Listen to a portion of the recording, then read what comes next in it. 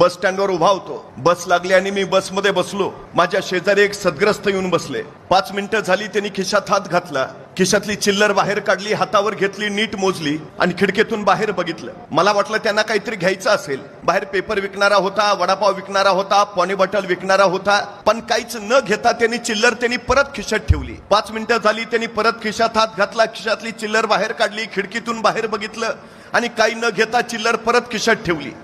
तोपर्यंत कंडक्टर गाडीत आला. दन दन दन त्यांनी बेल वाजवली आणि त्या बेलचा आवाज ऐकून ड्रायव्हर गाडीतून बसला. आणि आता गाडी जाऊ दे म्हणून कंडक्टरनं डबल बेल मारली.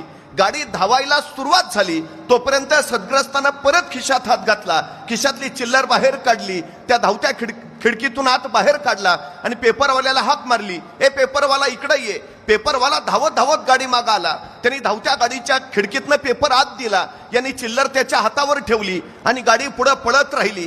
मला प्रश्न पडला, गाडी 15 मिनिटं स्टँडवर उभा होती, त्यावेळी यांनी पेपर घेतला नाही, पण गाडी धावायला सुरू झाली, मग यांनी पेपर घेतला.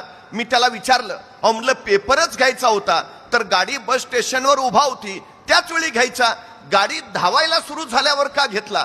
त्यावर तो सद्ग्रस्त मला म्हणाला, त्याचं काय आहे, माझ्या खिशात जी चिल्लर होती त्यातला 1 रुपया खोटा होता. मी जर गाडी उभा असताना पेपर घेतला असता तर पेपरवाल्याला रुपया खोटा इथे कळलं असतं, त्यांनी लगेच माघारी दिला असता.